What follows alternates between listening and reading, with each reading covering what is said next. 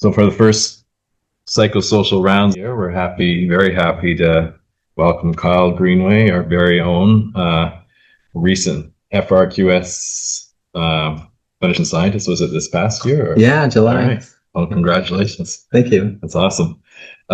So he's here at the LDI JGH in McGill. He co-leads the Psychedelics and Contemplation Research Lab and directs the JGH ketamine therapy program for treatment-resistant depression.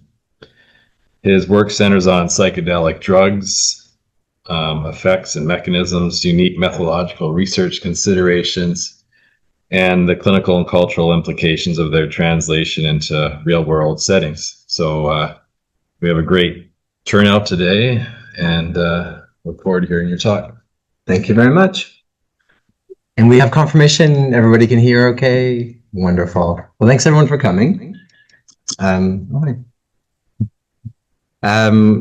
My disclosures to start with, research funding from a bunch of different organizations, and that's about it. I received some salary support and newly from the FRQS, which is nice, and nothing from industry, and the only stipend I ever take is for teaching at the Medical Doctors Psychotherapy Association Canada. I will be making, I suppose, comments about off-label drugs. I think that's maybe self-evident, and otherwise I try to keep myself relatively clean. So yeah, in terms of background, I mean, thank you for the introduction. Michael's not here today, but Michael and I lead a really interesting group that spans a few different disciplines, and we've named it the Psychedelics and Contemplation Research Group. It's part of the Division of Social and Transcultural Psychiatry here.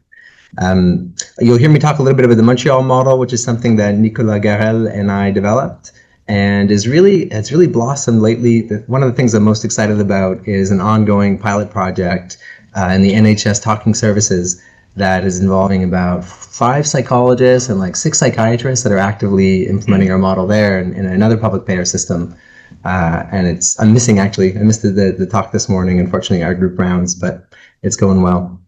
We have the service here, and it's fun to note that the psilocybin work, which I'm not really going to talk about, but it's further along than one might think. That was actually a prescription from these special access programs signed by colleague Human Farzin for psilocybin, dispensed by our incredible pharmacy, and they've been very, very good to us over the years. So there's a lot going on. What I'm mostly going to talk about today is a recent project working on the concept of set and setting, which I'll introduce, and trying to think more clearly about it from a research point of view. And that leads to the RESPECT guidelines that I'll present. And then we're going to shift and talk about ketamine and this very, very strange chameleonic drug and our model with it. And then the findings that I think we're most excited about in the group these days, a paper nearly ready to submit about the personality trait absorption and some interesting future potential for tailored care. The learning objectives you've already received, and I'll dive right in. So serotonergic psychedelics, when people say the word psychedelic, they usually mean the serotonergic psychedelics. That was actually a term psychedelic coined by a Canadian, Humphrey Osmond, in 1953, a mashup of the word psyche, mind or soul, and delos, reveal or manifest. So mind manifesting drugs is kind of the shorthand. And it's very interesting. These drugs originated from all sorts of different traditions, ranging from 6000 BC, likely in North Africa, to 20th century Switzerland with Albert Hofmann. And despite being very different substances like psilocybin, DMT, LSD, they all share a central feature of one particular serotonin subreceptor agonism, 5-HT2A. And that's been very conclusively demonstrated by studies where you just selectively block that particular receptor and show that these drugs suddenly do nothing to people. So it's fascinating to think that these different drugs have kind of all landed on a very similar mechanism. And there's a huge structural relationship to serotonin. And in fact, the first idea that maybe serotonin was implicated in mental health came from people noticing the similar structure with LSD. So very, very cool stuff. The major differences between different classical psychedelics, the serotonergic psychedelics, is their pharmacokinetics. When people say the word psychedelic, that might mean all sorts of different things. There's all sorts of different traditional practices, all sorts of different clinical practices emerging, but there's probably one unifying precept, which is that something about these experiences induced by these drugs matter. Like there is something important about it for either therapeutic purposes or modeling psychosis, but It's not considered like in the world of ketamine that it's just this inconvenient side effect. And so you see all sorts of different practices around the world across time. This is a peyote ceremony cartoon. This is an ayahuasca ceremony modern retreat picture. That's a 5-MeO DMT toad buffalo shaman. And this is Johns Hopkins treatment room for their original psilocybin studies. It kind of ushered in this new wave over the past 20 years, complete with Buddhist knickknacks and headphones and blindfolds, but a lot of the very, very similar sort of underlying principles. So you may have seen me overview this before. I'll be brief, but in a nutshell, the core idea about psychedelic-assisted psychotherapy is that if you use these drugs with a certain sort of protocol, you can engender certain sorts of experiences that should be beneficial for various mental health conditions. Sometimes these are described as mystical or peak or more just emotionally breakthrough experiences. And the way that these drugs are thought to best sort of lead to them is, a protocol that has been around since the 60s, more or less, where the drug is administered with two guides, sometimes called sitters, sometimes called modelers, who basically accompany people, like in that John Hopkins photo, throughout the acute drug effects. And then some prep beforehand and some integration afterward to make meaning out of it. And a key sort of idea behind this is that patients are expected to bring curiosity and sort of openness to the actual experiences. And then the environments are thought to be just sort of this sort of supportive conduit that allow these experiences to be beneficial, as opposed to, say, somebody we might have seen in the emergency room who was on the effects of LSD and not doing well.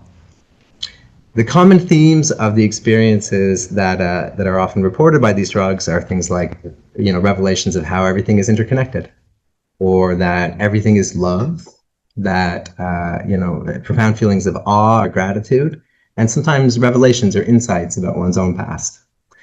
And then the way this is often studied is using questionnaires like the Mystical Experience Questionnaire and the Emotional Breakthrough Inventory, which show pretty strong correlations with overall benefits in various trials.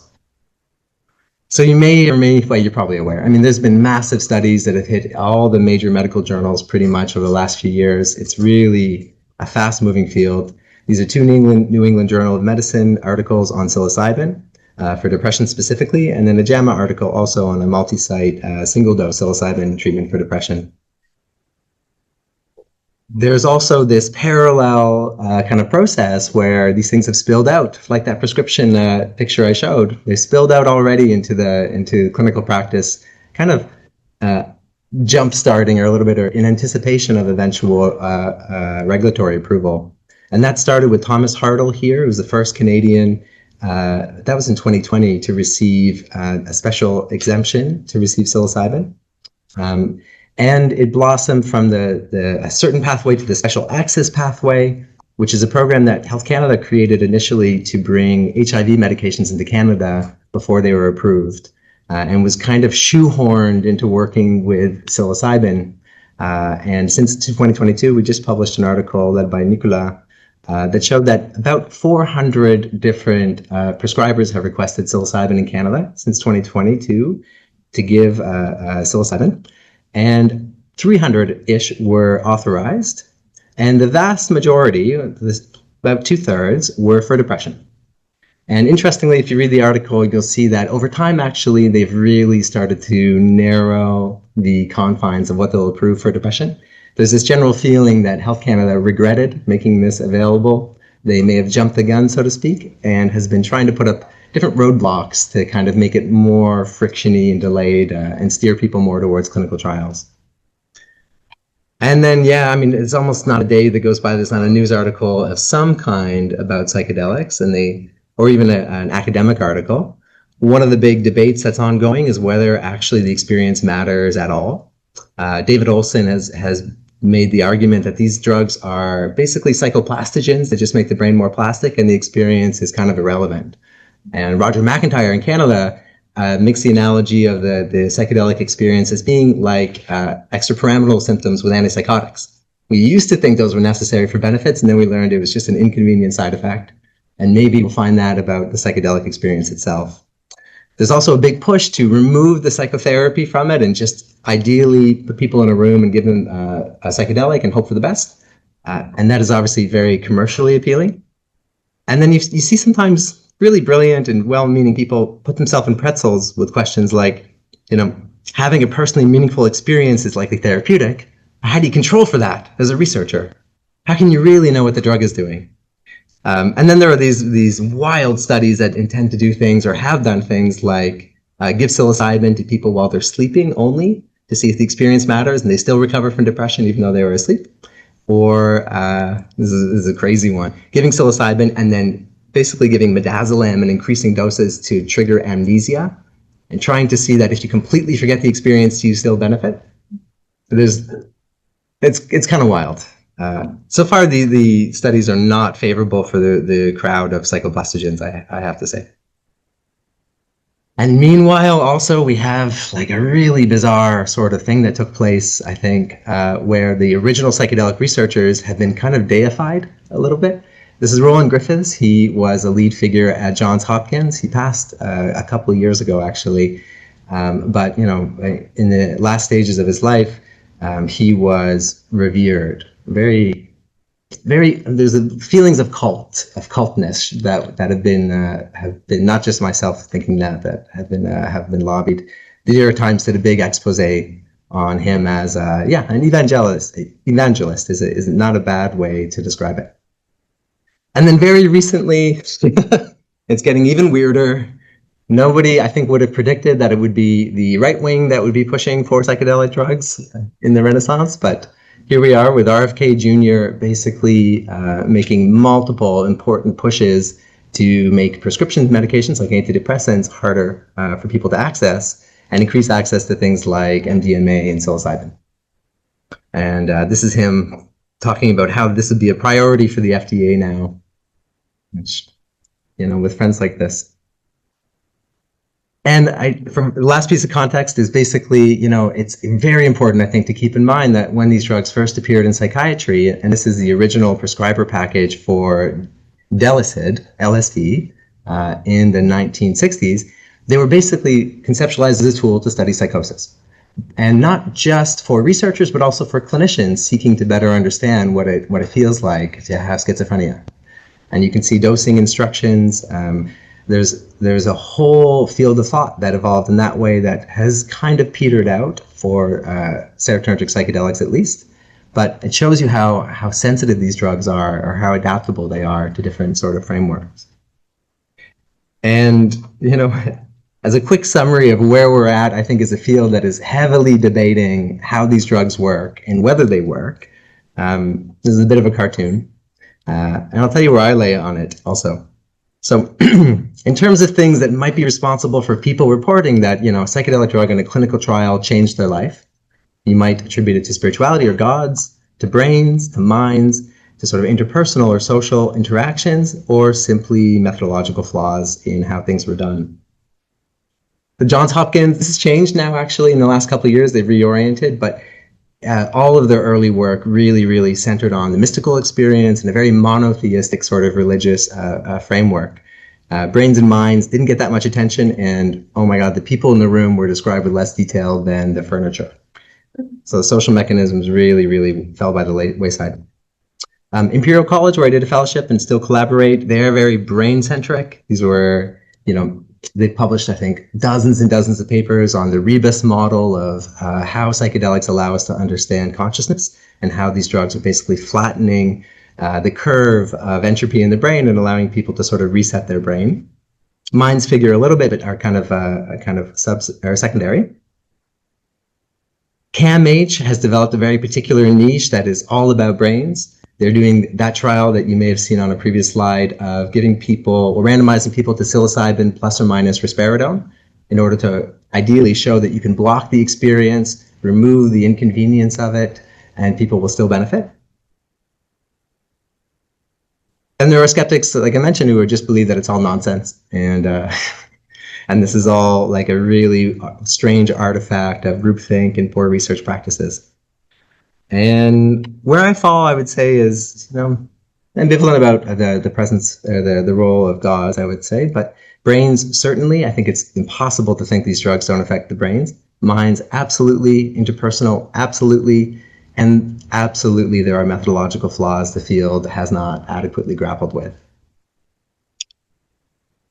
So some of those for me are like the hype around psychedelics is very difficult for researchers and clinicians. There's so much expectancy. Another thing is that, meaning to or not, there is this therapeutic splitting, a little bit like what RFK is proposing. In other words, most psychedelic advocates or researchers or practitioners are very against the idea that psychopharmacology has any merits. For them, this is like psychedelics are the antidote. There's really some black and white thinking, and most of the trials, in fact, require simply that people are weaned off all their medications before they are actually enrolled. So even intentionally or not, they're setting up this kind of dynamic. The interventions, and I'll talk about this, are very poorly described. If you read a psychedelic paper, on first blush, it might seem kind of obvious.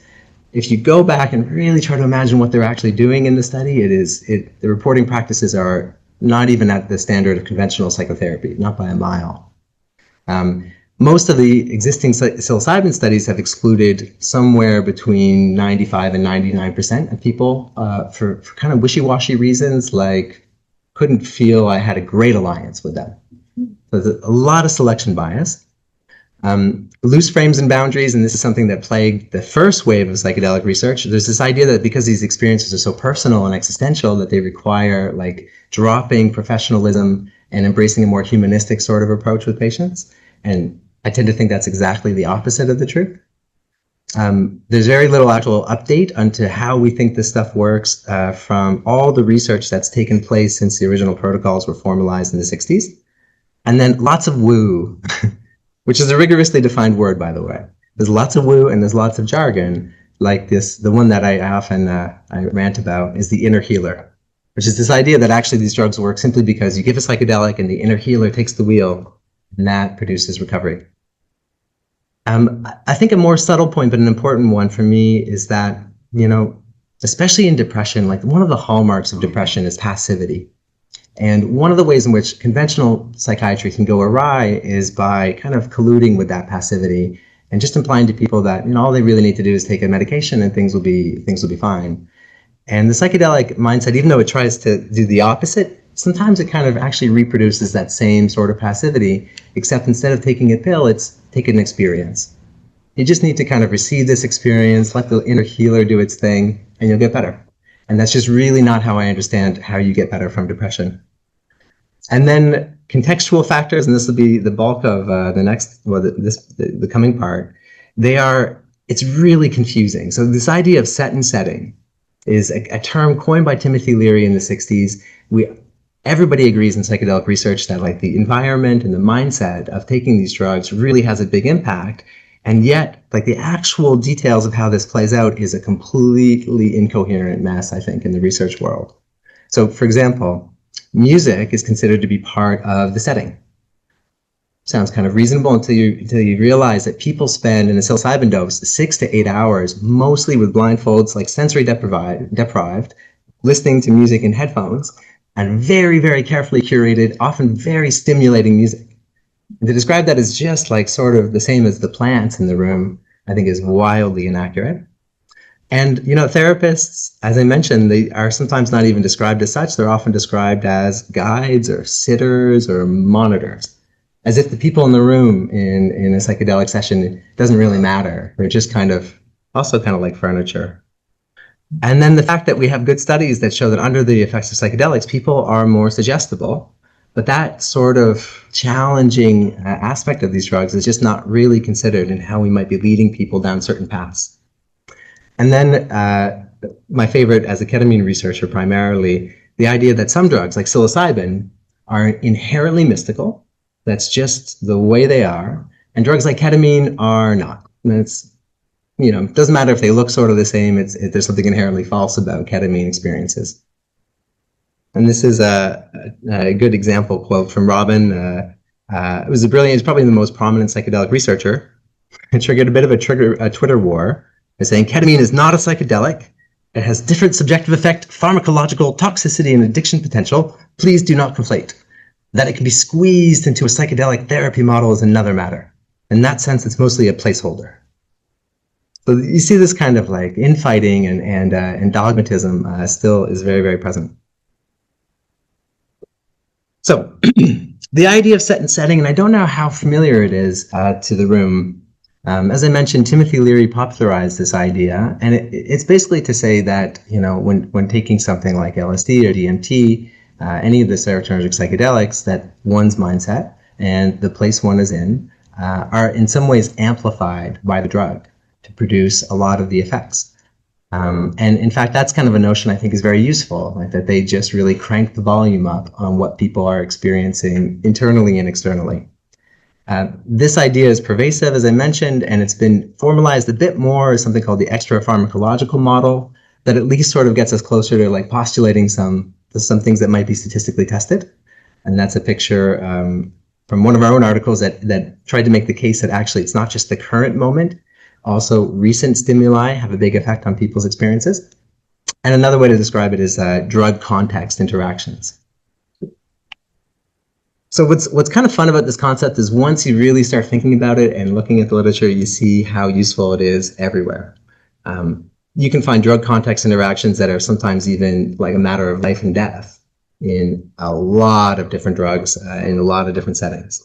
So some fun ones that I like is, you know, a study that was on MDMA, which is called an empathogen, used methamphetamine as a control.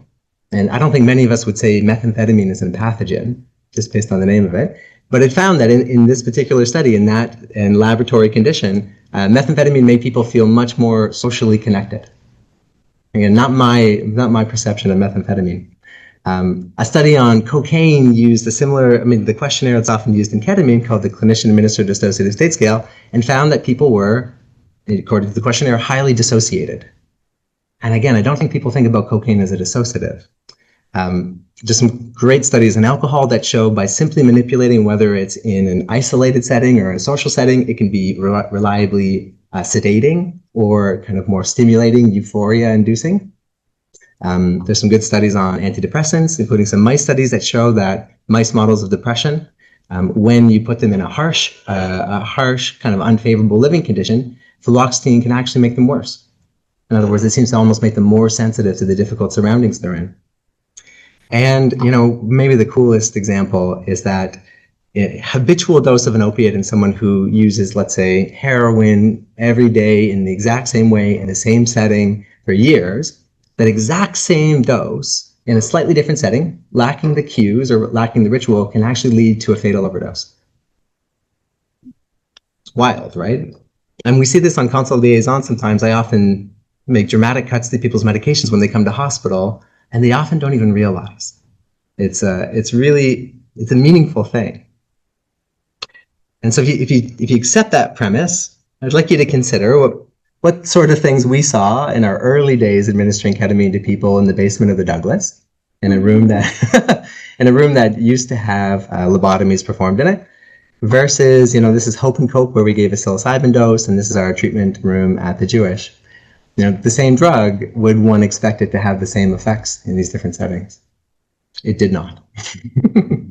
So what that tells us, is at a very minimum, regardless of what you think about psychedelics, whether it's BS or it's important or whatnot, like you cannot understand what a given study does unless you know if their treatment room looked like this or looked like that, at a minimum, right?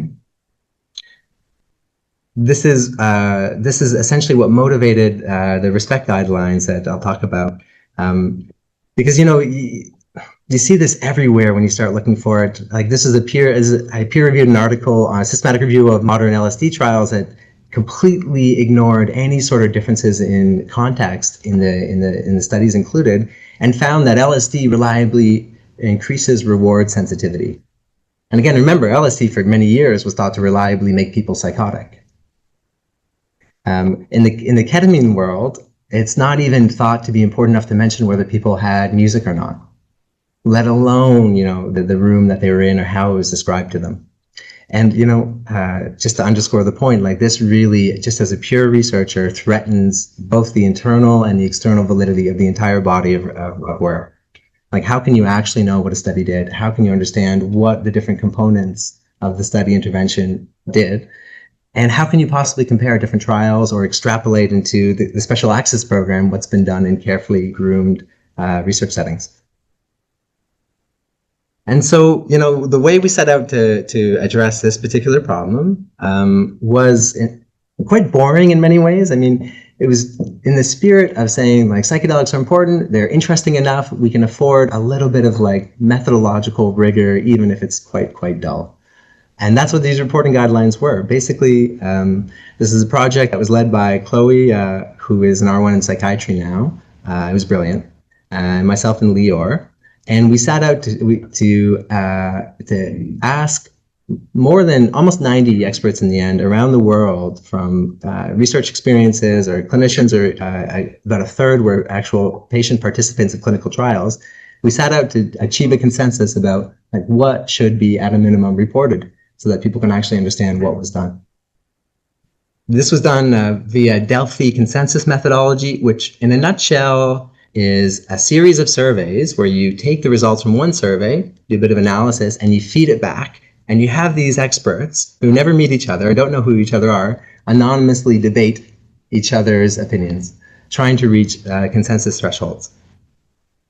So when we began, the very simple first survey for this project was to ask the 90 experts who enrolled to just tell us, like, what are 10 variables related to setting or set that are most important, you think, for reporting in psychedelic clinical trials.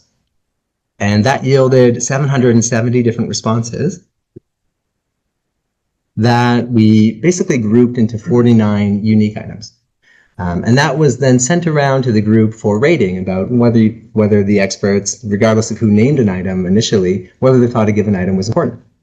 And our consensus threshold was saying we need at least 70% of people to say this item is important or very important for reporting for it to end up in the final guidelines. So of those 49 items, 4 were rejected immediately. People did not agree whatsoever.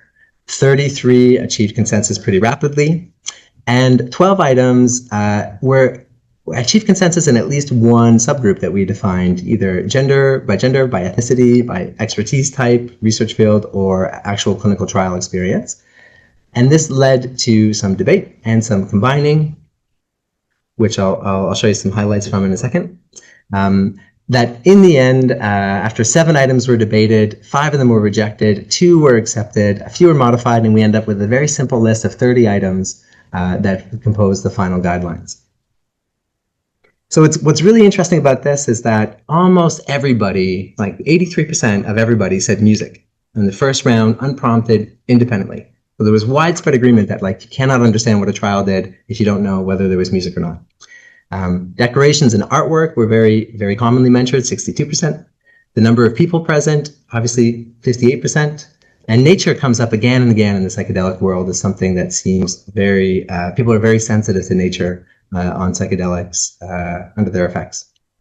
And probably more interestingly is that many of the final items were only suggested by a handful of people. So these are things that people, independently were very unlikely to actually think of, but as soon as they heard from others, even anonymously, they're like, oh yeah, that is important. And that for me was like the hallmark of a good study process. And I'll show you one that I found particularly surprising myself is bathroom facilities. Not the most sexy psychedelic kind of research, but it turns out bathrooms are very important to people. Under the effects of psychedelics, clinical trial participants talked about, having to use the bathroom in an institute while right in the middle of their experience and feeling really weird, walking a few hundred meters down the hallway, encountering different people along the way, etc. You can understand in hindsight, like, why that's important.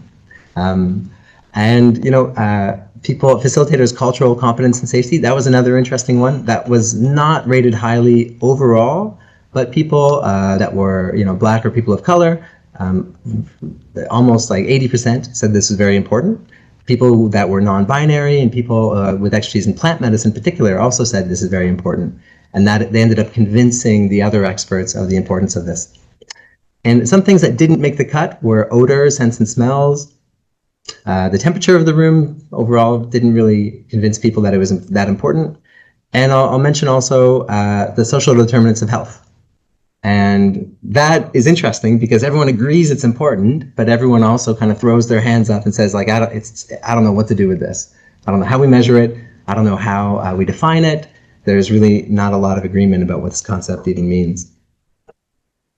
So in the end, the 30-item checklist, which is published in a better journal than I ever expect to publish in again, includes 4 categories: physical environment, the dosing session procedure, the therapeutic framework and protocol, and measures of the participant's sort of experience overall, their subjective experience.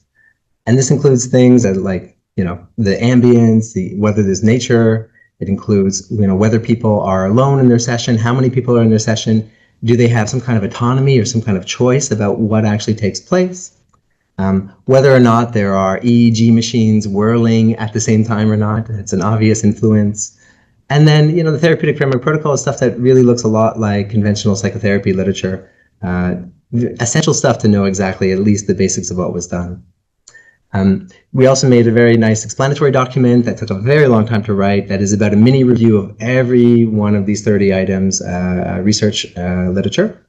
And in the end, the experts were very satisfied. I mean, when they saw the final guidelines, 95% were very satisfied or satisfied, and 95% agreed that, the consensus of what matters for set and setting was achieved. Interestingly, there was absolutely no agreement on the concept of set and setting itself. So this is at the end of 4 interactive, debate-filled rounds where people achieved like a lot of consensus over the specifics. We asked people, do you think that set and setting can be separated? Or are they too interrelated for that? And you see almost a perfect bimodal distribution. No agreement whatsoever about whether these concepts can be actually distinguished from each other. And when we ask people to say, like, okay, how much do you think they overlap? Is it 0%? Is it 100%? Again, it's almost a perfect Gaussian curve showing that there is absolutely no consensus about how mindset and the physical settings can meaningfully be separated. And then when you ask people to define, like, should this concept really just be applied to the dosing session? Should it include like the preparatory integrative psychotherapy? Or should it include the whole thing from recruitment to follow-up? There's a bit more consensus. Most people took a very broad view from recruitment to follow-up, but still, a fair bit of discrepancy. And well, I mean, that kind of leads back, I think I made this point already, but it leads back to something that was really meaningful for me from this project that changed my view on this, is that, the set and setting concept itself, although it's useful as a shorthand, and at least introduces the importance of context, which I don't think most of us think about enough, really. It probably has irredeemable flaws when it comes to actually guiding research. And it might be one reason why the whole body of research on everything around the drug and psychedelic research has just been so poorly done. So it's both vague and broad. I mean, again, if it extends, some people would argue set and setting extends to the entire lifespan of a human being, or to the entire social cultural context, including like everything that's happening in somebody's country at the moment. It also has this inherent sort of false dichotomy feel that reminds me of mind-body dualism. This idea that we can really separate mind from body is kind of the same kind of feeling I get when I think of fully separating one's mindset from the setting that they're in. I think a lot of the transcultural thinkers would really strongly disagree that these things are really dualistic like that. And it also, in a way, I think it's one of the reasons, like, it contributes to this idea that psychedelics are just fundamentally different from everything else, like the psychedelic exceptionalism. And the psychedelic field has done remarkably little to learn from all the relevant fields of expertise, like music therapy, psychotherapy research I mentioned, probably in part because, this concept sort of distinguishes it as something very distinct. So the next steps of that work is, the guidelines have already had a good uptake so far. One of the smart things we did was invite people from like pretty much every major psychedelic research center into the project, so they kind of have some skin in the game. And we got some generous funding from Healthy Brains, Healthy Lives at McGill to really kind of drill down on this finding that like the social determinants of health are obviously important, but nobody knows what to do with them in psychedelic research. And this is just kind of a funny way that, I don't know, it just happened to work out this way. Like literally the project call from Healthy Brains, Healthy Lives was about social determinants of health in neuroscience. And so it worked out perfectly as a way to follow up on this. And it turns out it's not just the psychedelic field that is grappling with what this term means and how to actually do it right. So we have some projects, some qualitative interviews that Nathan is leading, Nathan Fisher. We are doing a systematic review that Sarah Glockler and a whole bunch of team members here are working on. And in October, we're going to have a 3-day workshop that I'm really excited about. We're flying in a bunch of experts to really hash out what to do with this massive kind of question. And there will be a public roundtable on October 17th that we're holding at the Allen Memorial. I'll share more details when it's finally confirmed up, probably around 2 p.m. That, of course, we chose the Allen Memorial because this is the historic home of MK Ultra, which is pretty much the perfect example of what not to do in psychedelic research. To talk about with these assembled experts, how to do better this time around. And we're working on a tool this is led by Dr. Sarah de la Salle that is going to try to take the same Delphi methodology and take it a step further and also get to coming up to some kind of consensus about when you should be administering questionnaires, what kind of questionnaires should be used, because the field is so heterogeneous right now, it's tough to draw conclusions. I'm going to shift gears. 60 minutes is a good amount of time. Hope you're still with me. So, ketamine. You've maybe seen me present a little bit on this before. Ketamine is a really fascinating drug. I still think it's the most interesting drug in the world. This is a drug that was developed in 1962 as a derivative of PCP in the search for intravenous anesthetics, and quickly spread around the world, mostly because of the Vietnam War and because it is the safest anesthetic agent by a mile in many, many, many contexts, because it doesn't depress respiratory function. It also became a drug of abuse and was scheduled in 1999. And since about 22 years or 25 years, the story goes, there was a serendipitous discovery that it is a potent, rapid-acting antidepressant. And then some other studies have come out and are being done in different conditions. I think this study a few years ago now changed the game a little bit, a couple of years ago now, in demonstrating, and I won't go into detail unless you'd like me to come back to it, but demonstrating that ketamine, more or less, is about as effective as ECT for treatment-resistant depression. And, the study has some flaws, but I don't think the flaws outweigh the fact that actually the ketamine group looked even better than the ECT group. So I think it's a kind of safe conclusion to say that the sub-anesthetic dosing of ketamine is probably as good as anything for treating depression and quite rapid. And that is a very exciting finding, because before ketamine, there wasn't really much new in the world of depression since maybe Abilify. There have been recommendations from CanMat for years now, giving it level 1 experimental evidence that basically summarized in 2020 that the evidence is very clear that it can work rapidly, very quickly, but there's not really clear strategies to maintain the benefits. And the very recent, from last year, updated CanMat recommendations say something kind of similar, except they say, giving doses maybe every 1 to 4 weeks, potentially in perpetuity, is one way to maintain the benefits. There's not really been any serious talk about other ways, like psychological strategies, to maintain the benefits of ketamine. So ketamine is a drug that has definite risks, including abuse potential. I mean, Matthew Perry obviously is an unfortunate case, and Elon Musk, I don't even know. Just leave that there. In the short term, it's a very safe drug. It does cause people's blood pressure to spike, which is probably over-exaggerated in terms of actual harms, but is considered one of the major tolerability issues. And in people who abuse it, so big quantities daily for years, they can end up with incredibly painful conditions like bladder fibrosis, which is irreversible damage to your bladder. It can really, really hurt people. And then there's this idea that it causes, dissociation, psychotomimetic effects. And I won't belabor the point because I think you probably know where I land on this, but I think it's still worth going through a little bit how ketamine is normally presented to people who are about to receive it. That ketamine basically causes dissociative experiences during the infusion, that the intensity of these experiences does not predict the antidepressant effect, and that most patients tolerate them while the minority of patients might find them distressing and anxiety-provoking, but they normally resolve completely. So like this is basically the message, the framework that is given to people who are about to receive ketamine in the studies and in clinical practices mostly. And if you contrast that to psilocybin, I mean, like the overlap between ketamine and psilocybin is so remarkable that it boggles my mind a little bit how they're handled so differently.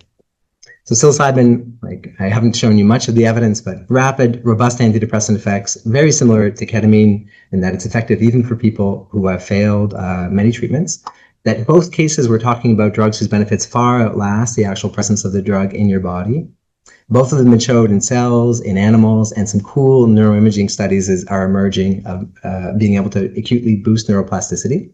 They both cause profoundly altered consciousness, and they are both used and sought out recreationally. But again, the experiences are where they are apparently quite different. Psilocybin experiences are peak or mystical or emotional, and the benefits might be permanent or at least last for years, whereas ketamines are essentially pathology that, are mostly just related to tolerability, not so much to the benefits. And yeah, one of my favorite article, I'll show you in the next page, that we wrote is called The Ketamine Chameleon, that went through how this happened to be this kind of funny divergence in these two drugs that share so much. And if you go right back to the creator of ketamine, Edward Domino, he basically says that, when they first saw the first humans ever to experience ketamine, the word that they wanted to use for its effects was dreaming. And they were told, basically, that's not marketable. And they landed on dissociation either because Edward Domino's wife said, Ed, they sound disconnected. Why don't you call it dissociative? Or the anesthesiologist who worked with Ed Domino, his story is that they saw a dissociation on EEG, and that's where the dissociative label came from. Both quite arbitrary, and yet that is the label that is very much stuck. So I think this I think it's very readable if you're ever interested in a deep dive into how this has played out over the past 60 years. But yeah, I'll just say a couple things. So one is that the number of terms that ketamine is inspired to describe its effects is mind-blowing. It includes, emergence delirium, psychodyspleptic, schizoid, psychotomimetic, dreaming, cataleptic, trance-like, coma, zombie, floating in space. These are all descriptions in academic articles. And that is in the world of anesthesia where it was first used. In the biomedical world of psychiatry, mostly they use similar sort of terms, maybe a bit less far-fetched, like schizophrenia-like, catatonic-like, dissociation. Sometimes they'll say things like peace or floating, but mostly quite negatively valenced. And then the psychedelic world is kind of in its own sort of ballpark in terms of other sorts of flowery language, like psychedelic, dream, etc., but also trance, transformative, non-ordinary, transpersonal, and pathogenic, out of body, ego-dissolving, transcendental. Lots of different ways to try to capture what people are living. And the core three sort of different ways of understanding the ketamine experience, dissociative, dreaming, and psychedelic, actually have been kind of neck and neck over the years. So dissociative was the first word that was used, but soon after, dreaming, in terms of actual publications using this term, caught up. And it was only actually when psychiatry started getting interested in ketamine that dissociative took the lead again. But meanwhile, there's this undercurrent of psychedelic research of ketamine that has been slowly bubbling up over the years, and it's on its way to kind of surpass the more biomedical framing. And I'll just show you that in some cases, actually, the anesthesiologists who were studying ketamine were, I think, more nuanced and more, less dogmatic than the psychiatrists were in really exploring how much are just dissociative experiences. So this is a wonderful study where they took 100 patients in Korea who were receiving ketamine for procedural sedation, and they simply randomized them to either get a positive suggestion or a neutral suggestion. So the positive suggestion was right before the surgery, after you're being treated with this drug, you will have good dreams.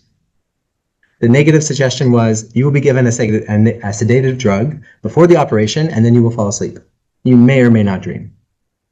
So it took about 1 minute to perform the intervention in the study, and they found massive differences in the tolerability.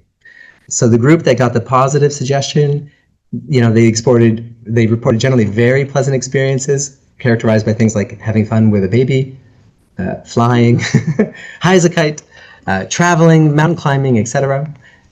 Whereas the group that got the negative suggestion, mostly they reported no memory, and then, neither positive or negative experiences or very unpleasant nightmare-like experiences. Again, 1 minute, a few sentences difference had this dramatic effect on people's experiences. So if you consider that, if you take that for truth, consider that, the way ketamine is mostly done, the scale that I mentioned earlier, the clinician-administered dissociative state scale, involves 23 to 28 questions that read something like this. Do you have some experiences that separate you from what is happening, for instance? Do you feel as if you are in a movie or a play, or as if you are a robot? And then actually, in many ways, this questionnaire is administered, including the first time I ever gave ketamine on the ward. Following published protocols, people actually read out the stems here. So this whole thing takes like 15 minutes while people are actively under the effects of ketamine, badgering them with answers like 0, not at all, or 1, I feel a bit separated, but not I'm basically here, up to extreme, I feel as if everyone around me is talking a foreign language that I cannot understand. I feel like I am a robot or a machine. So this is basically the way I think the ketamine world has played out, is that a quirk of language led to the label dissociation, which has all these pathological connotations, which people unwittingly have reinforced over the years. And that then has led to a body of literature showing that the degree of dissociation is not correlated with benefits, which leads to like literally a Royal College question on whether the experience matters or not for ketamine. And the conclusion is the experience obviously doesn't matter. The questionnaire scores don't show a relationship with benefits. So I'll tell you a bit in the last 10-ish minutes about our model of ketamine, which, kind of began with us drinking the Kool-Aid a little bit, that ketamine was an interesting treatment of depression that might serve as a bit of a placeholder for the real psychedelics. Began in that very creepy room in the Douglas, as well as on the old Jewish inpatient ward. And we initially ran our service of, very, very much like an ECT model, just dosing people with ketamine as per published protocols, without much in the way of any sort of psychological support. And then gradually, as we got a little bit more confident and time moved on, we started doing things like bringing in music and blindfolds and adding some research. And, some of the cool things we learned that I still think are very valuable lessons is that ketamine can really, really induce psychedelic experiences. It is wild to think that it can't.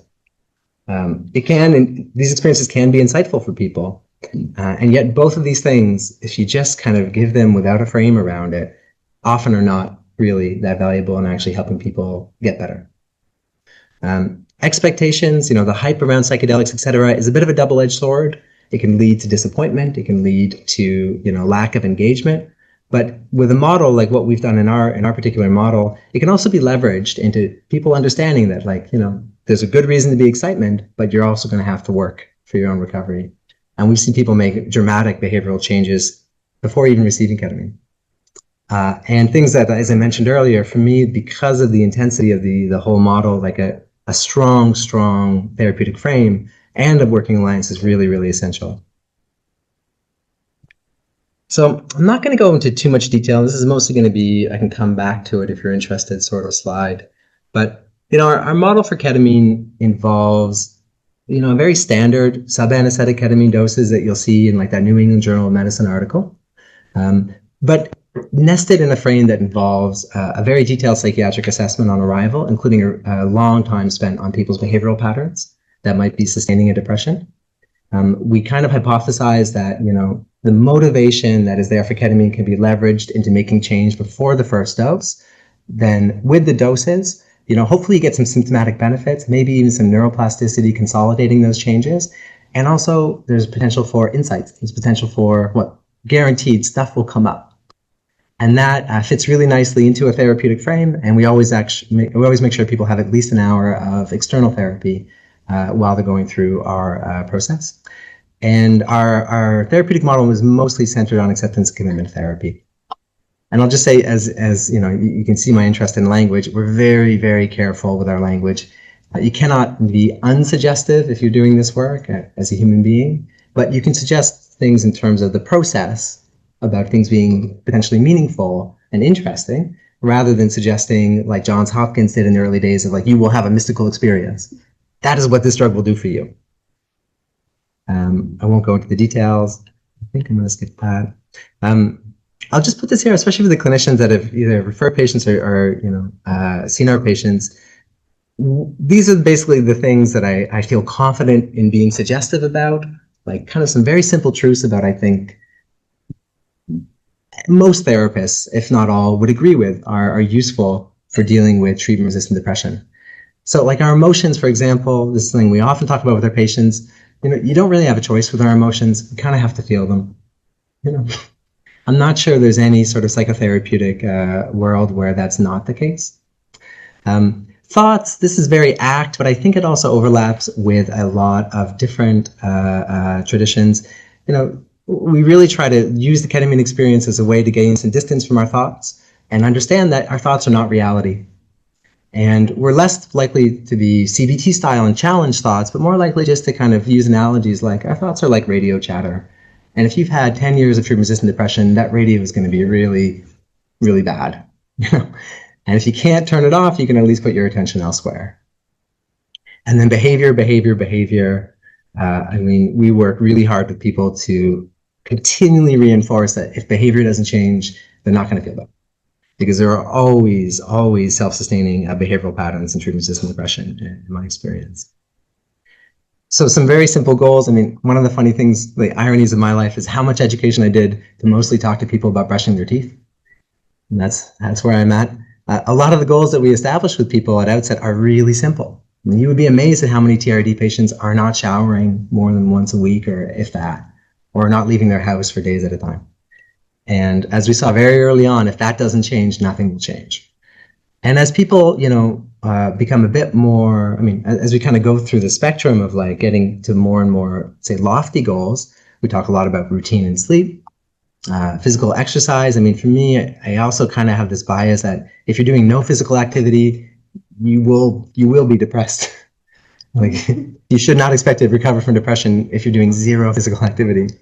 Nutrition and substances, working with people a lot on discontinuing things like cannabis or reducing alcohol. And, as people get further along the path, obviously we are social creatures and we need to have social contact. And eventually, this is more traditional acceptance and commitment therapy stuff, but value-aligned, meaningful behaviors. Like, we all need to feel that, when we went to bed, that we did things in our day that were meaningful. I'll skip this for now, actually, I think. And I'll get to, in the last few minutes, our kind of exciting research results. So,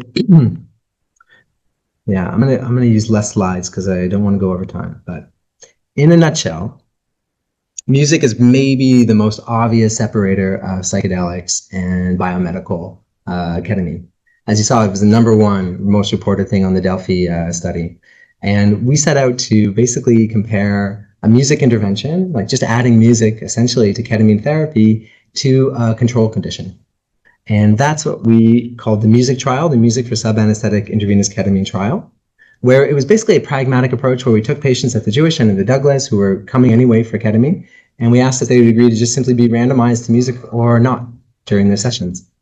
We set as our primary outcome blood pressure, and this sounds a bit funny, but we wanted something as objective as possible to kind of push against a little bit the woo and the blurriness of a lot of psychedelic research, with the idea that providing music would blunt blood pressure increase of ketamine.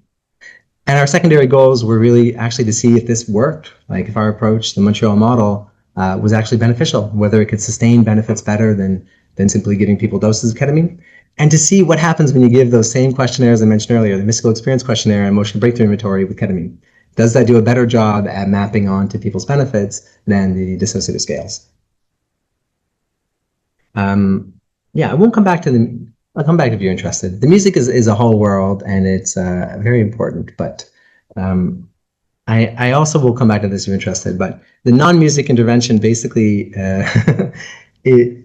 is essentially something that evolved out of a 2-minute exercise into a 60-minute or more intervention of just continually asking people to be curious and to feel their feelings. Very simple. The people that we enrolled were super sick. This is I don't know if there's ever been a more severe population of TRD reported. You know, I mean, the vast majority were actively suicidal. The vast majority had a personality disorder. A third were hospitalized in the episode. 20% had ECT in the episode. Many more had ECT previously. Like a very sick population. And a whirlwind tour of the results. A lot of people enrolled. I mean, 100% of people enrolled. We gave 180 doses of ketamine. And indeed, we found that music significantly blunted the blood pressure increase. So it's kind of cool. It's a nice objective argument that like set and setting matters, at least insofar as blood pressure. When it came to depression, anxiety, and suicidality, we saw similar benefits in both groups. So the music intervention was not any better or worse than the non-music intervention. But what was cool is that the benefits were large. These are large effect sizes. And in a population like that, you know, this kind of drop is quite remarkable, I think. And the benefits were sustained. So 4 weeks with no intervention after these 6 doses of ketamine, there's barely even a trace of people experiencing a worsening of their symptoms. And that's never been seen before in a ketamine study, suggesting that there's something psychological and not just the drug effects going on. And, you know, this was kind of amazing. I mean, people reported and scored on the mystical experience and emotional breakthrough inventories, psychedelic experiences on par with psilocybin, on par with anything. Like profoundly mystical and emotional experiences according to these scales. And these experiences were strongly, strongly related to the overall benefits, especially mystical experiences. Some p-values were basically undetectable, like R-squareds of almost 0.5 for somebody's overall most mystical experience being correlated with their improvements in depression. And a brilliant former, well, it wasn't really our postdoc, but Leanne, she helped us run these wonderful models that investigated at a causal level whether or not an individual dosing session that was more mystical for a specific patient was associated with greater benefits at the next time point, leapfrogging all the way across the 6 time points. So taking advantage of the fact that we used 6 doses and didn't just have a single dose where you could only do simple correlations. And what was found is that with great certainty, having a more mystical experience at dose X led to better depression improvements at dose X plus 1 across the whole study. And, you know, interestingly, this is not true in reverse. So it makes a causal claim. In other words, just feeling better did not lead to more mystical experiences. It wasn't just a correlation, there was a real directionality to it. Emotional experiences were actually that was not the case. So the emotional breakthrough inventory, as you saw, was correlated with benefits, but that was bidirectional. So feeling better did lead to more emotional experiences, and it kind of undermines the causal link between these two things. And, oh wow, 1 minute. I'm going to go 2 minutes over. I think I started 2 minutes late. So the real findings that I wanted to talk about, because they're the most fun, I shouldn't have left them for the end. There is something called absorption. Absorption is a personality trait that is a bit obscure, but reflects somebody's tendency to basically engage in their imaginative experiences and their external experiences. It's fallen out of favor a little bit, but it doesn't really strongly correlate with any of the big 5 personality traits that have become more popular, except maybe openness, but it's still quite distinct.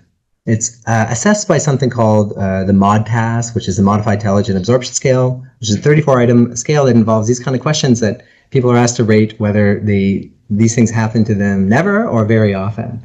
So things like feeling things as if they were a child, as they did when they were a child. Being able to imagine something so vividly, they're like a movie internally. Thoughts that occur as visual images. Changing noise into music just by the way one shifts their attention. You can kind of imagine like how some people very much differ on their innate absorption. And this has been shown with the psychedelic, where I'll go back for 1 second, to basically high absorption individuals have more potent, more powerful psilocybin experiences. Kind of makes sense. These are people who have much more tendency to engage in their imagination. An internal psychedelic experience would probably have more impact. both in terms of more mystical and more challenging potentially. And absorption has been correlated with benefits overall from psychedelic therapy. Nobody has tested it with ketamine because ketamine is a dissociative and the experience doesn't matter. But we tested it with ketamine because of Michael Lifshitz. And basically, what we found is very, very strong correlations for baseline absorption with overall relative change in people's symptoms over the course of the treatment. This is by far the strongest predictor that anyone has reported for ketamine in treatment-resistant depression, probably by a factor of 2 or 3.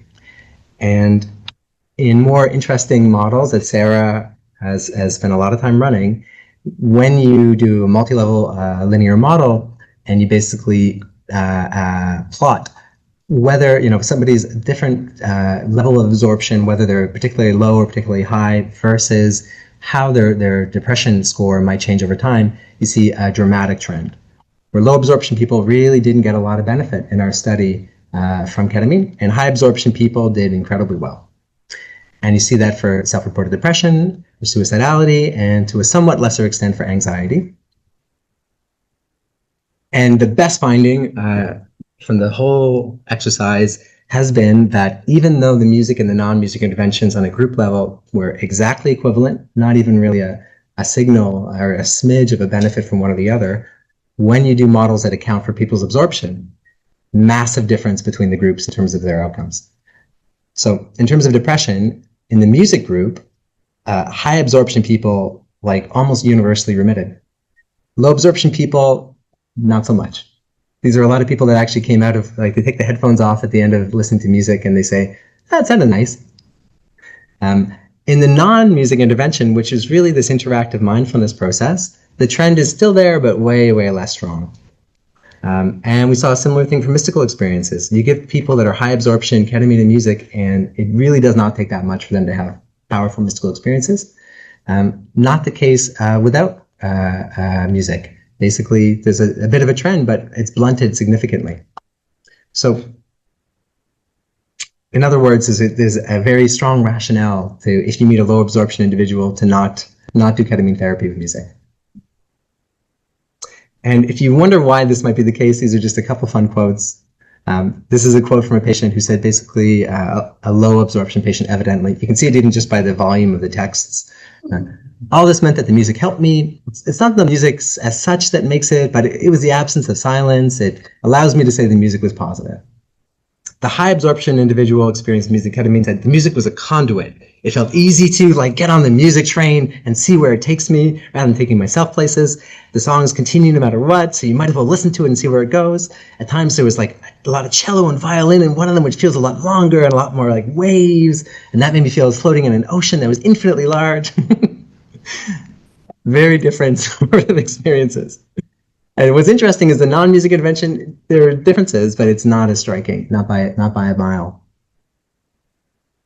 I won't get into the groups too much. I'll just leave off basically by just highlighting the things that I think are really cool about all this. So, low-dose ketamine, I think it's a strong case to be made that, yeah, it's a powerful antidepressant, and it also has these psychedelic-like effects. It amplifies the impacts of the environment. Our model, I missed the word there, is sort of trying to be rigorous and not split with the rest of psychiatry and still be informed by an approach that takes experiences seriously. Our trial, I think, shows that it works and that people stay better longer when you add the psychological component. It shows that set and setting, even if you don't give a darn about people's experiences, matters in terms of blood pressure at least. It showed that psychiatric doses of ketamine reliably produce mystical experiences and emotional experiences, and these have strong, or at least mystical experiences have a strong relationship with benefits. And interestingly, music and non-music on the group level seem kind of comparable, but again, taking into account absorption, you see a really, really significant difference between them.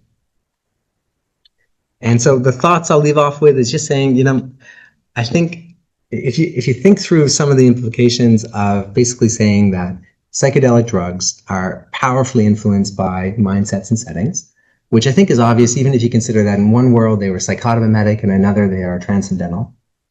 This tells you, the lack of standardized reporting around what those set and settings are completely undermines the literature, unfortunately, from just a very scientific point of view.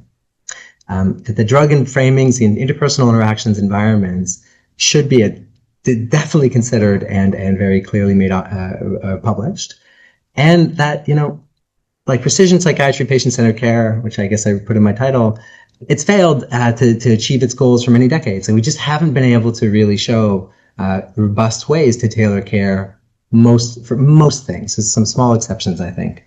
But if you imagine just that psychedelics are turning the volume up on how, people experience the world around them, like you can understand why maybe the difference between music and mindfulness that would have been very small in a trial without ketamine suddenly made a major difference and is clinically suddenly quite meaningful.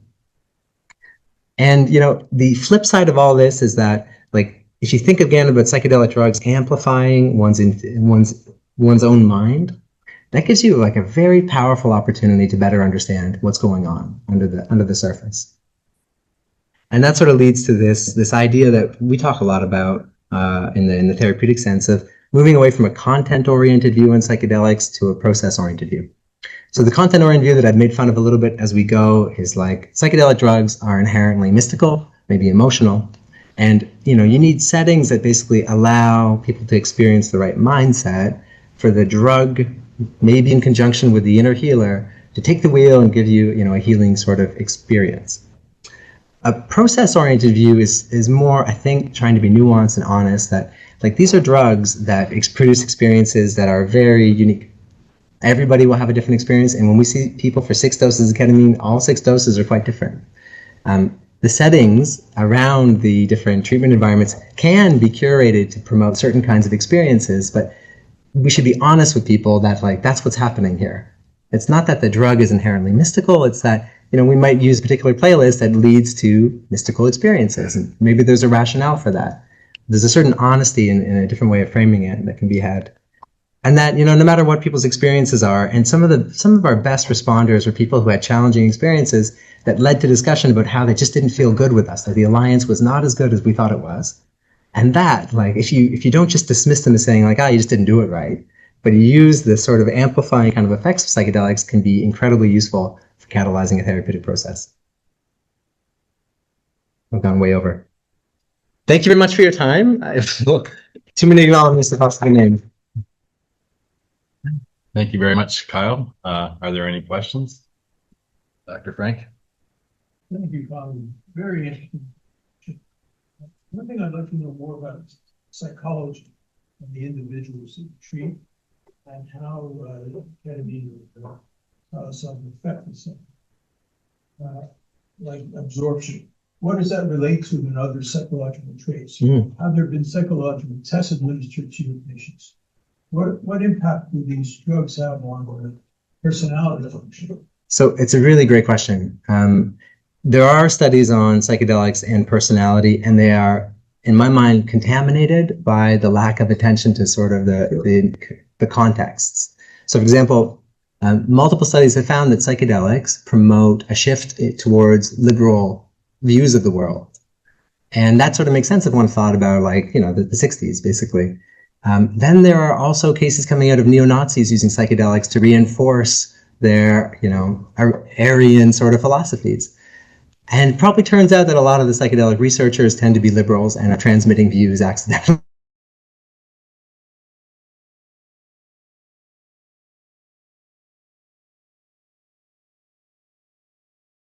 Oftentimes decrease neuroticism, but we haven't done detailed personality testing in our patients. What we have seen, I didn't get into it here, is that absorption can actually increase. And that's a bit surprising because it's supposed to be a stable personality trait. But, absorption is essentially a complex kind of phenotype that has been related to psychosis. People with high absorption start to look schizoaffective or schizotypal. And sometimes they definitely have higher rates of evolving into a psychosis. These tend to be people also that have more instability of mood, but they also tend to be people that are more aesthetically involved. There's way higher rates of high absorption in artists and musicians.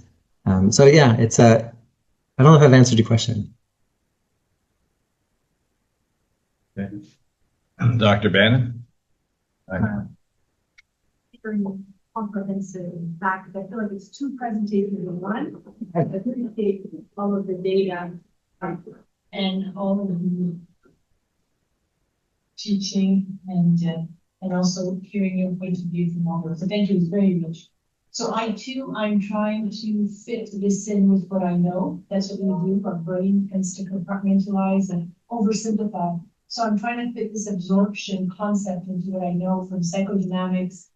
It makes me think of, like the two utterances of the two patients, the first one being short, concrete, to the point, the other one having a lot more elaboration, capacity for fantasy, Yes. capacity for symbolization. Absolutely. So like when I teach a diploma course, the psychosomatic patient, for example, it's the types of minds that are much more concrete and centered in the body, expressing symptoms, whereas the capacity for symbolization allows for more fantasy, and I guess on a spectrum then, because you got into psychosis, on a spectrum, it could go all the way to schizotypical, propensity for psychosis. But if we look at it in the more healthy area of the spectrum, it would remind me of that. Would you agree? 100%. And one of the examples I love to give about this is, when we do our pre-dose mindfulness exercise, this acceptance commitment therapy exercise, and just ask people to look inwards, find a difficult sensation, and turn up the volume on it with their attention and describe it in simple terms. When we do this exercise with people that are high absorption, you'll hear things with no drug involved, like I have this glowing orb in my chest and it's moving to my throat and okay, it's gone, something like that, like very involved. And a gentleman that I'm thinking of with very low absorption said, like, I got this feeling in my stomach. I think my belt is too tight. It's exactly Yeah.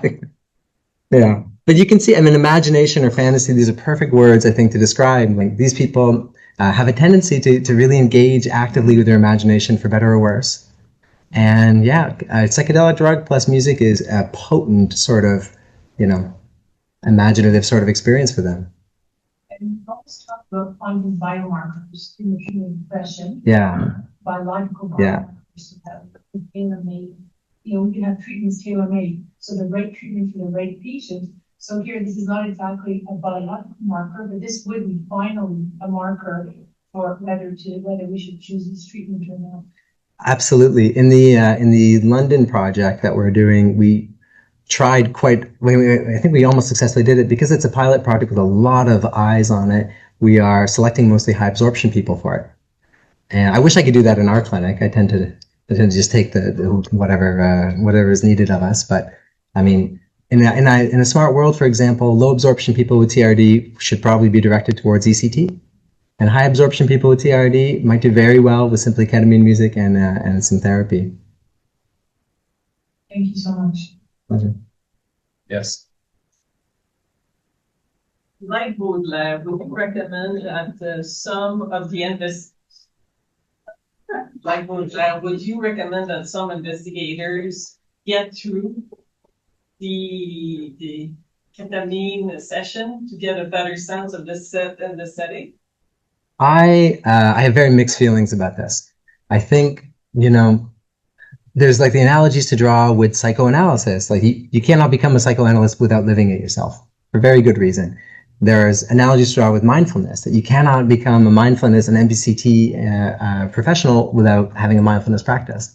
But at the same time, I have seen more harm from people having their own psychedelic experiences and being overconfident or not correctly understanding what was what, really failing to empathize with what a patient is going through. I don't think there's any way for me personally to understand exactly what somebody who spends 15 years in depression, comes into the Jewish, is injected by me with ketamine to help them feel better. I don't think I can ever really experience that myself. And I don't think having ketamine myself would get me further along that road.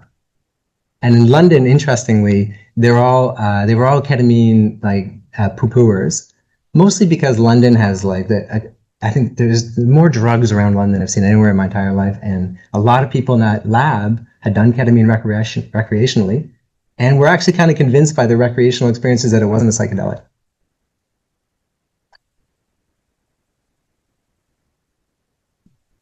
I was wondering, Oh, sure. Is there any questions on Zoom? I don't see. I don't see. Yeah. chat. Yeah, anyways, I'd ask my question.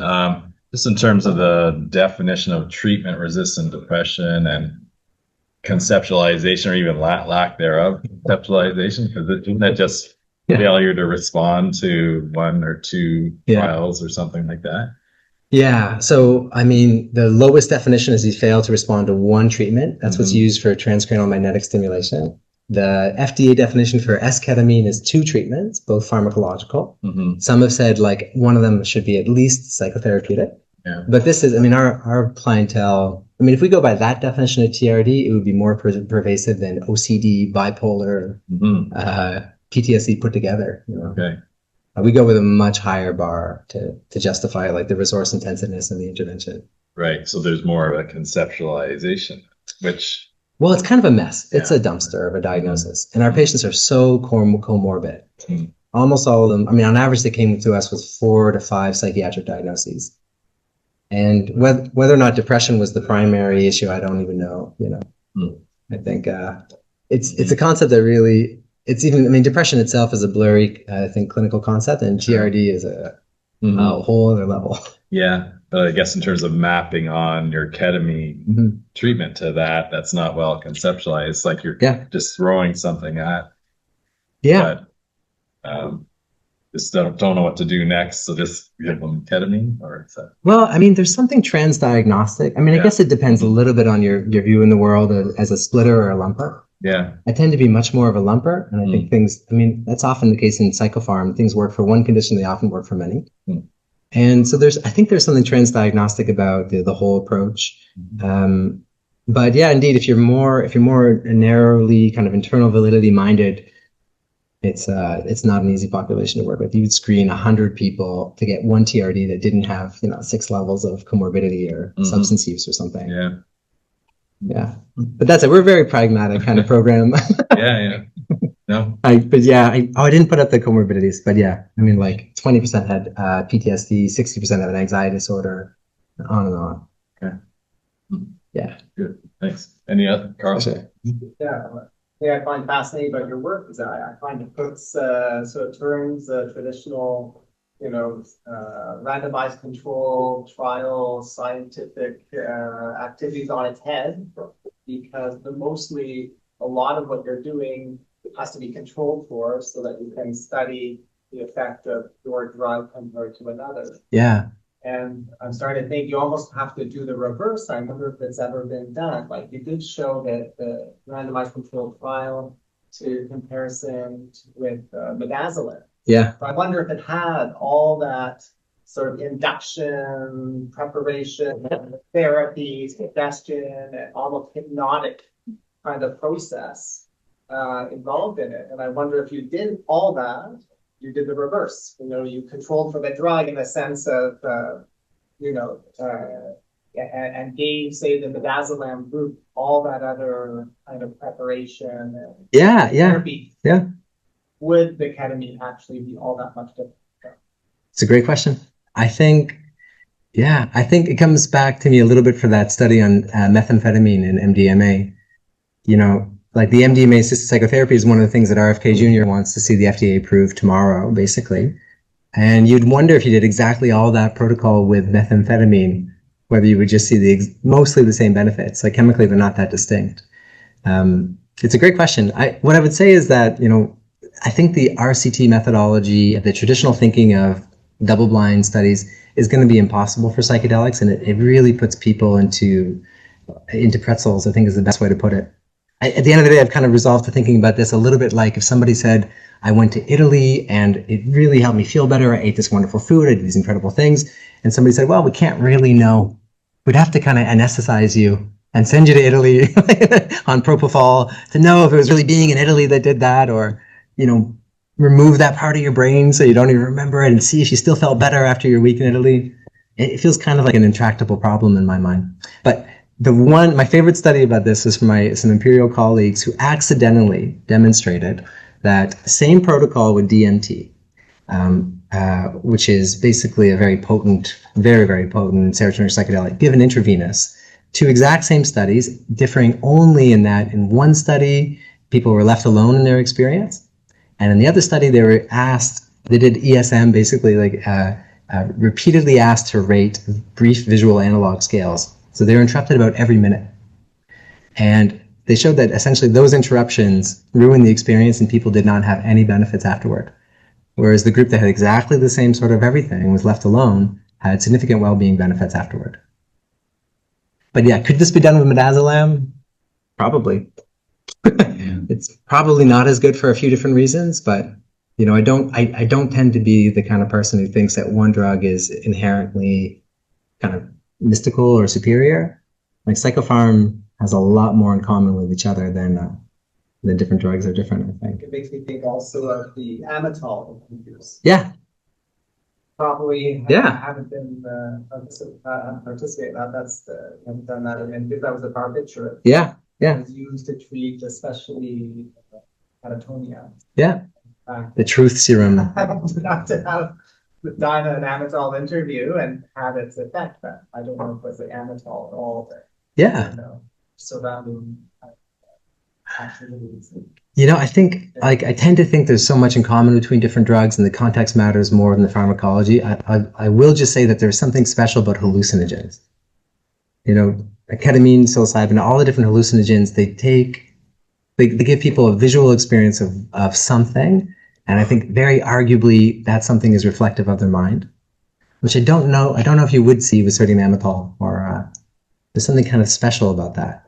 And the number of times we've had patients who have visual experience of what I would consider like kind of an obscure psychoanalytic concept. Like a patient gave us a glass turtle once on his last treatment as a bit of a transition object. Kind of like don't forget us, sort of symbol in my understanding. His entire experience that day was being immersed in prisms of light inside a glass turtle. Like he became the glass turtle that he then gave us. Do you know what I mean? So there's something like, I don't know, inherently, it's like psychodynamic for dummies sometimes with hallucinogens that is a bit unique, I think. But I would like to see a sodium amytal interview. We should bring it back. Any other comments, questions? Oh, yes. So it's interesting, like when we think that when you think about psychiatry as control of symptoms or existence stuff, right? Like everything is about existence, and then not counting the experiences kind of seems to be bizarre. It's like the experience during the session is so important.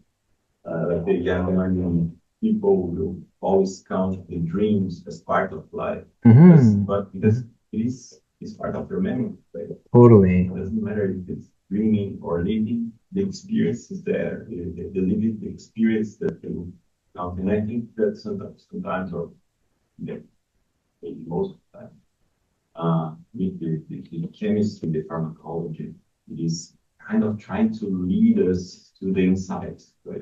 The change that it will change the perspective. Yeah. Yeah. So, well, so that's also like already telling that the whole thing is not having the experience as a good idea. And then I want to know about the ketamine or the ketamine intranasal, or because I think the chemistry is there, but the elective experience, the sessions. Yeah. Yeah, I mean, I think dreaming is such a good analogy, because dreams, and for some people in some cultures, are completely meaningless, and for others, they are central to making meaning of your entire life. Nobel Prize winning discoveries have come to people in dreams. Wars have probably been started based on a dream. I mean, it goes on, right? I mean, and yet you can also dismiss it and just focus on the concrete day-to-day tasks. And I think that's why it's so cool. That was the first word proposed for ketamine, and it's still one of my favorites. It's one of the ones we use often. Like, it's almost like the meaning is what you make of it with a dream. But yeah, I mean, esketamine, in my mind, very simply, like they took a drug that could be not revolutionary, but like a bit of a game changer, and they farmed it into an abomination. Like, I don't know how to say it better than that. It's so minimally effective. It's like perfectly designed to be just effective enough that insurers will pay for it and it becomes $1 billion blockbuster, but not effective enough that people won't need it anymore. It's one of the scariest things that's happened in my lifetime, I think, in some ways. and we learn nothing from the opiate epidemic. You know, esketamine has already been found on the streets. Like it's, yeah, well, but yeah, it works. I mean, a little bit, and that is some kind of proof to, like, you know, the biological effects of this drug, I suppose. But I also have to say, like, there was a New England Journal of Medicine article I didn't put up that compared esketamine to quetiapine. Treatment-resistant depression randomized to one or the other, showed esketamine was superior than to quetiapine up to 200 XR. So that's great, right? Except even in the damn study, they don't even mention the fact that the esketamine group had to come in, spend 3 hours in the clinic once or twice a week throughout the entire study, and the quetiapine group was just at home alone popping a pill. It's like, I mean, it blows my mind. Right? Anyway. Any other? Yes. And what's your view on batteries or your experience with batteries? You know, yeah, bad trips. Okay, it's a great question. I mean, I think one of the notions in the psychedelic world has been there's no such thing as a bad trip. There's just challenging experiences. In other words, a little bit like what I was saying, that you can learn sometimes even more from the difficult experiences than the positive ones. In my experience, there's more two categories of difficult experiences. There's the ones where it really is just bad. You know, like if the setting is not conducive, it can just be bad. There's nothing to be learned from it. So, for example, at the Douglas once, there was a patient receiving ECT next door who was screaming, "Vendredi, vendredi!" There's nothing to be learned from that experience under the state of ketamine. But assuming like the setting is kind of adequate, and you have a challenging experience because you don't trust your provider as much as you thought you did, or a traumatic memory comes up, or something like that, I think is actually in the right frame, can often be extremely beneficial, or good fodder for therapeutic work, at least. Any other questions? We got 1 minute to go. One last one. Just your model of psychosocial determinants. And then likewise, I'm wondering, how does that map onto like using CBT or ACT as conjunct treatment? So like what psychosocial variables are you have finding? Yeah, I mean, oh yeah, one we go. Yeah, I mean, it's a good question. I think, we're doing a psilocybin trial that will start recruiting in January, I hope. And, it's the big difference with psilocybin versus ketamine in a pragmatic sense is you have 1 or 2 doses, whereas with ketamine, we have 6 doses often, so we can kind of tailor it as we go, iteratively. Whereas in this case, we were trying to think through, like, how can we best predict in advance what is the right approach for somebody, like more music or more mindfulness, for example. And for that, we landed on the cultural formulation interview, because I have a hunch, and we've also sort of tested it out informally in our clinic, that what matters most in terms of social determinants of health is really how it informs people's narratives around self and their illness. And for example, if somebody has the conceptualization that their problem with depression is they have a deficit of serotonin, that person is going to be very hard to engage in behavioral activation. Sure. You know what I mean? Yeah. And, if someone's experience of depression is like emotional flatness, and that's what for them the word means, music is probably a better therapeutic option because it's so evocative than me as a therapist, So there's all sorts of ways in which I think that tool will be helpful, but this is early days. Thank you. Okay. Thank you very much. And thanks for staying around. And it was a great first round. So.